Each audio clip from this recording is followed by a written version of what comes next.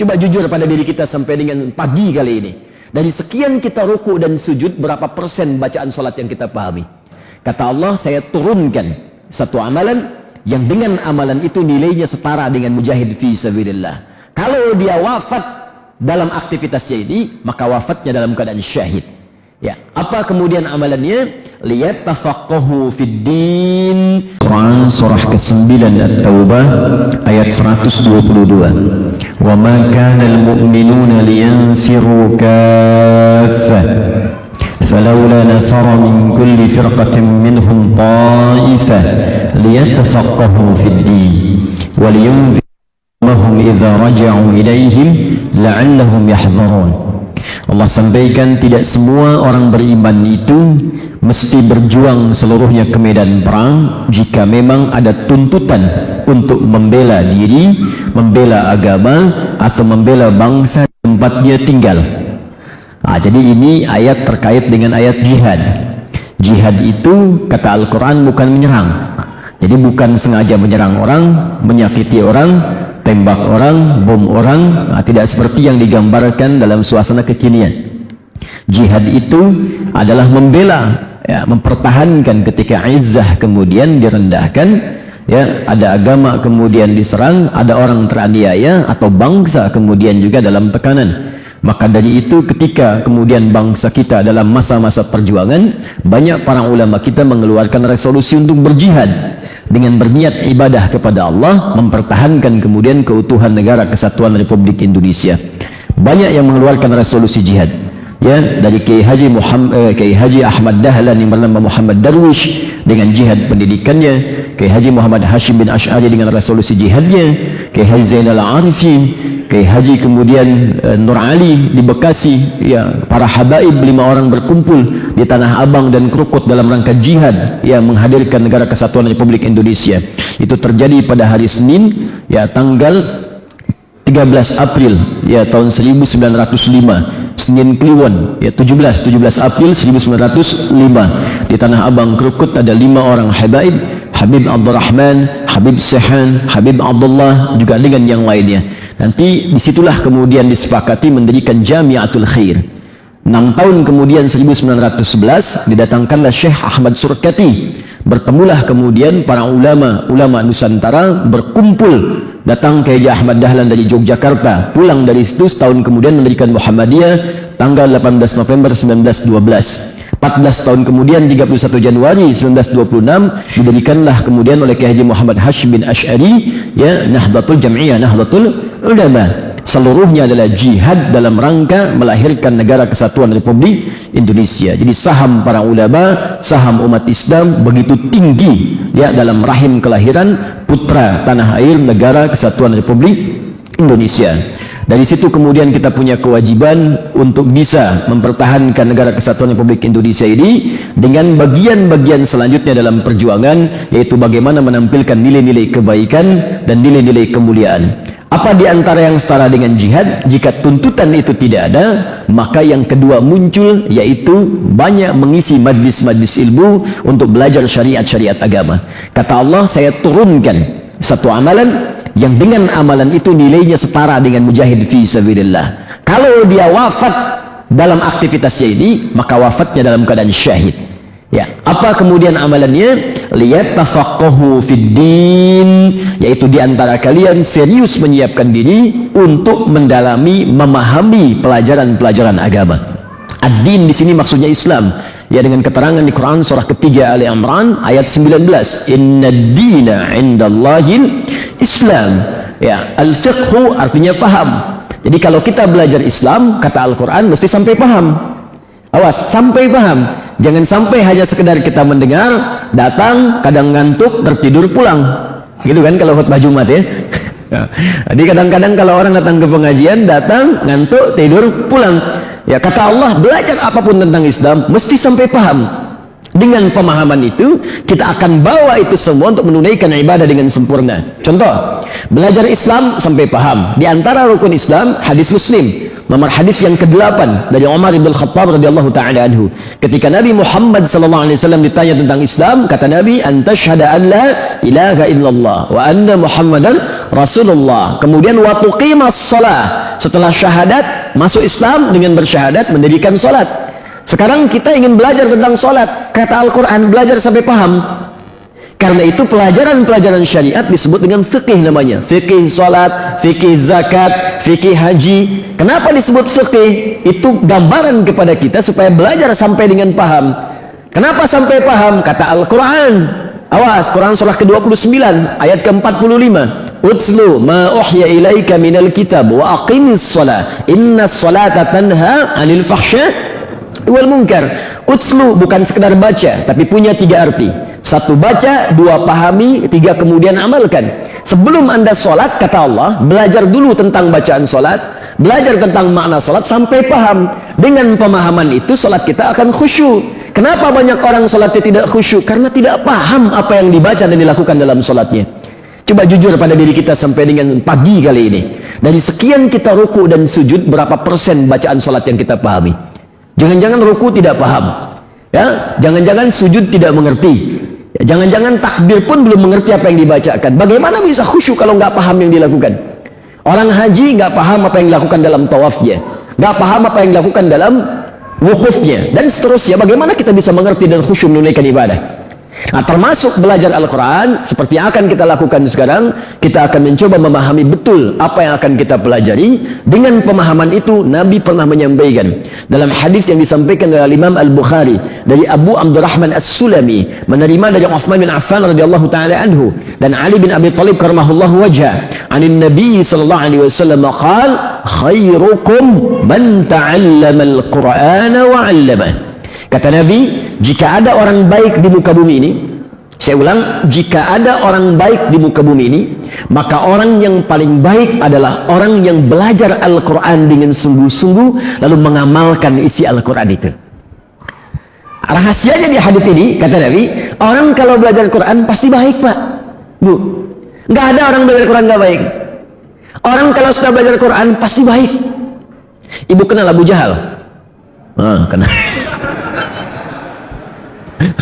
Pagi-pagi udah kenal Abu Jahal. Sarapan apa dah? Masya Allah. Kenal di mana, Bu? Abu Jahal, mohon izin, hidup di zaman jahiliyah. Abu Lahab zaman jahiliyah. Jadi gini, di bahasa Arab itu ada jahlun, ada jahil, ada jahiliyah. Itu beda. Jahlun itu bodoh. Bodohnya bisa ada 2. Bodoh karena tidak ada pengetahuan, kurang ilmu. Atau yang kedua, bodoh tidak kenal kebaikan dan kebenaran. Memang nggak ada yang baik. Orangnya disebut jahil. Orang Arab kalau menyebut jahil itu kemungkinan 2. 1, karena nggak ada ilmu. Ya, yang kedua karena memang nggak baik, nggak kenal baik, nggak kenal benar. Jadi yang dilakukan salah semua. Kemudian kalau kita ingin ikutkan dengan sifat, semua sifat keburukan ada di situ. Orangnya muncul, kelakuannya muncul, maka tambahkan tak di ujungnya, ikutkan dengan ya nisbah, jahiliyah. Kenapa disebut jahiliyah? Karena semua sifat keburukan ngumpul di situ. Ibu kalau pengen mencari pemabuk paling profesional, jahiliyah ada. Di situ pemula, pemabuk amatiran, itu sekali mabuk 5 kali dalam sehari. Itu yang paling amatir. Jadi kalau ada orang mabuk sekarang, telat, sudah keduluan 15 abad lalu. Dan yang paling dahsyat nanti, yang mabuk dulu pada tobat. Jadi kalau yang sekarang nggak tobat, aneh. Dan jangan bersaing sama orang jahiliyah, nggak akan menang. Pencuri, sekarang ada pencuri. Ya, kasih tahu sama pencuri sekarang, sudah keduluan 15 abad yang lalu. Bahkan saking buruknya, ada sekampung pencuri semua. Kampung pencuri itu begal semua, dan begalnya nggak nanggung. Kalau lewat mesti setor, kalau nggak setor, kalau nggak barengan hilang, nyawa melayang. Namanya Gifar. Ya, pimpinannya Jundub bin Junadah. Baik, Anda ingin mencari pezina, jahiliyah paling komplit. Zina kalau cuma selingkuh itu sudah biasa. Yang paling dahsyat, bosan dengan pasangan bisa tukeran dengan tetangga besoknya. Aneh bosan tadi malam dengan istri, tukeran yuk malam, ayo. Jahiliyah. Itu ini jahiliyah. Mabuk ada, penipu banyak, pencuri luar biasa, pezina terpampang. Tapi yang paling dahsyat, apa yang Allah turunkan untuk merubah itu? Allah tidak turunkan mukjizat Nabi Musa dengan tongkatnya untuk merubah jahiliyah. Allah tidak turunkan mukjizat Nabi Isa dengan tangannya yang kalau diusap penyakit sembuh semua. Yang Allah turunkan pada Nabi Muhammad sallallahu alaihi wasallam Al-Quran. Al-Quran 30 juz, 6.236 ayat, 114 surah. Al-Quran hanya ayat per ayat turun. Iqra bismi rabbikal ladzi khalaq, khalaqal insana min 'alaq. 5 ayat pertama turun. Turun selanjutnya sampai sempurna. Allahu akbar. Hanya dengan Al-Qur'an diturunkan berubah dari jahiliyah menjadi khairu ummah. Kata Nabi khairukum, pakai khair. Khairukum. Khair itu kalau disebutkan dalam bahasa Arab itu umumnya menunjuk kepada sifat. Jadi ada 5 jenis kebaikan dalam Al-Qur'an. Ada kebaikan fisik, ya, fisiknya baik, sehat, tidak ada penyakit. Orang Arab menyebutnya dengan tayyib. Quran surah kedua Al-Baqarah ayat 168, ya, paling kanan sebelah bawah di mushaf. Ya ayyuhan nasu kulu mimma fil ardi halalan tayyiba. Hei semua manusia, silahkan bekerja, cari makan supaya kalian bisa konsumsi kehidupan, bertahan dalam hidup. Makan silahkan. Tapi kalau sudah dapatkan itu, cari dengan yang halal. Jangan melanggar ketentuan hukum. Cari yang halal. Kalau sudah dapat yang halal, berikan dari situ. Cari, beli yang baik-baik untuk kesehatan yang dibutuhkan. Jadi nggak semua yang diinginkan mesti dibeli. Cari yang bermanfaat. Saya haus. Apa yang kira-kira menghilangkan haus? Minum. Di sepanjang ada minuman yang halal, minum. Tidak semua yang diinginkan mesti dibeli. Di air bening sudah ada. Minta jus alpukat misalnya. Jus alpukat ada, minta buah naga. Naganya yang dari Hongkong lagi gitu kan. Nyarinya susah. Ada makanan sudah ada, pengen yang jauh-jauh. Nasi goreng tek depan rumah. Bosan yang ini, pengen Bon Sirih. Bon Sirih malam-malam dari Bekasi. Masya Allah, macet. Nyampe jam 12 sampai sana, tutup. Dapat enggak? Gitu. Jadi apa yang kita inginkan tidak harus semua didapatkan kalau tidak dibutuhkan. Di dalam Al-Quran itu prinsipnya kebutuhan. Kalau semua orang begitu sehat, Pak, Bu. Coba lihat di rumah Anda, berapa banyak pakaian? Butuh enggak? Kadang-kadang model baru, beli. Fashion baru, beli. Tapi butuh enggak? Mobil baru, beli. Motor baru, beli. Ke masjid enggak? Jadi kalau sudah semua kumpul, motornya, ada mobilnya, bahkan yang paling baru muncul, belum bisa membawa Anda ke masjid, Anda butuh sarana apa lagi untuk bisa melangkah ke masjid? Kebutuhan. Itu fisik. Makanya banyak orang fisiknya sehat tapi belum tentu pikirannya bagus. Fisik bagus, kuat, sehat, tapi pikiran belum tentu baik. Kan banyak sekarang orang-orang yang bagus, pakaiannya bagus, berdasi, tapi pencuri juga. Pikirannya nggak bagus. Maka ketika kita ingin menunjuk kepada sifat, ganti kata tayyib dengan khair namanya. Khair. Anda bertanya pada orang Arab, kaifa halak? Apa kabar? Alhamdulillah ada bi khair. Saya sehat. Baik, bukan sekedar fisiknya, tapi pikirannya pun baik. Orang jahiliyah ketika diturunkan Al-Quran, maka merubah mereka dari jahiliyah menjadi khair, kata Al-Quran. Khairu ummah. Turun Quran surah ketiga Ali Imran ayat 110. Paling kiri sebelah atas di mushaf. Perhatikan kalimatnya. Kuntum khairu ummatin ukhrijat linnas. Kuntum khaira ummah, kalian tuh umat yang paling baik, kata Allah, yang pernah dilahirkan di kalangan manusia. Jadi Allah memuji kalau ada manusia lahir sampai sekarang, kalian yang paling baik. Jadi kalau ada yang jujur, Pak, jujur itu sifat, maka orang-orang itu yang paling jujur. Kalau ada yang rendah hati, tawadhu, orang-orang itu paling tawadhu. Anda bayangkan, dari paling sombong berubah jadi orang paling tawadhu. Dari pembohong yang paling ulung berubah kemudian menjadi orang yang paling jujur di muka bumi. Dari orang yang paling anarkis berubah menjadi orang yang paling sabar. Turun ayat memujinya. Jundub bin Junadah, ya, panglima begal tadi, begitu masuk Islam diajarkan Quran cuma beberapa ayat oleh Nabi, jadi pendakwah. Kata Jundub, ya Rasulullah, aku sekarang ingin ikrarkan keislamanku di depan Ka'bah. Kata Nabi, jangan dulu ya Jundub. Ya, umat muslimnya masih sedikit, banyak diintimidasi, jangan-jangan ada juga yang dieksekusi. Apa jawab Jundub? Ya Rasulullah, saya ini membegal terang-terangan, masa syahadat sembunyi-sembunyi? Saya membegal terang-terangan, masa syahadat sembunyi-sembunyi? Begitu bersyahadat, pulang kemudian ke Ghifar, apa yang dilakukan? Berdakwah dengan ayat-ayat Quran yang baru didapatkan sepersekian ayat itu. Apa yang terjadi? Sekampung semua masuk Islam. Sekampung semua masuk Islam. Satu Ghifar masuk Islam. Untuk mengabadikan peristiwa itu, maka ditambahkan kata Ghifar kemudian di belakang namanya. Dengan gelar kunyah, gelar lakabnya. Nama kunyahnya Abu Dzar, ditambahkan kalimat Ghifar. Berasal dari Ghifar, tambahkan al di depannya, ujungnya ganti dengan i. Abu Dzar al-Ghifari. Itu mantan begal. Bayangkan, mantan begal baca satu ayat jadi ustaz. Anda bukan pembegal, satu surat masa belum jadi baik? Jadi jangan khawatir kalau ada umat Islam belajarnya Quran, pasti baik, pasti jujur, pasti sabar, pasti tawadhu, pasti mulia. Jadi kalau ada orang belajar Al-Quran kemudian jadi kasar, lisannya kasar, pandangannya kasar, tangannya kasar, kakinya kasar, pasti ada yang kurang tepat dalam pembelajarannya. Karena itu, apa yang akan kita bahas adalah ayat-ayat tentang cahaya. Yang dengan ayat-ayat itu, insya Allah lisan kita ketika berbicara dibimbing oleh cahaya Allah subhanahu wa ta'ala. Ya, mata kita dibimbing oleh cahaya Allah subhanahu wa ta'ala sampai ke ujung kaki. Dan cahaya itulah yang akan bersinar di hari kiamat dan menjadi petanda bagi diri kita ketika masuk surga. Itu disebutkan di Quran surah ke-57 ayat ke-13.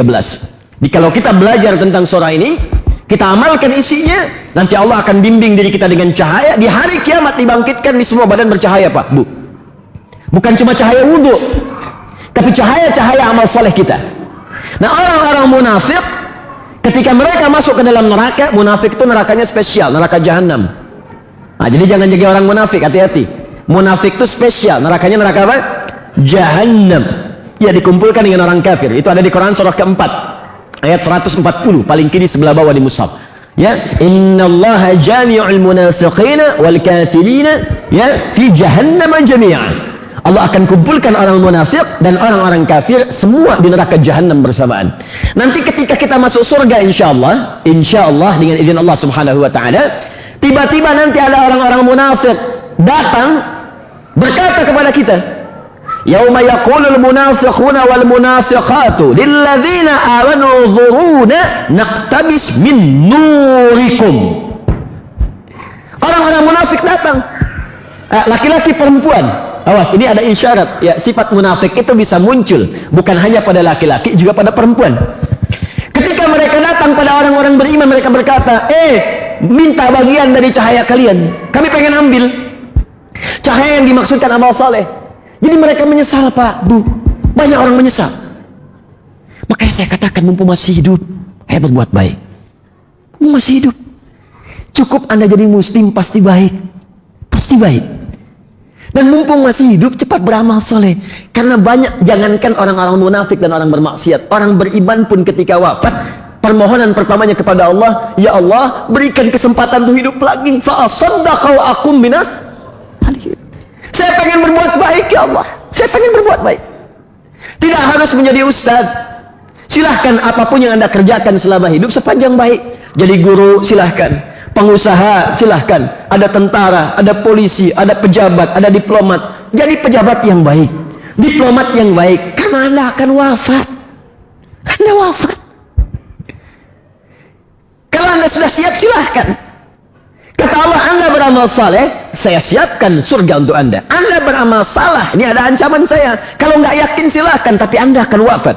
Kullu nafsin dha'iqatul maut. Ketika orang soleh wafat, diambil oleh Allah dengan tenang, diberikan kemudian balasannya. Nanti kita akan lihat saat wafat.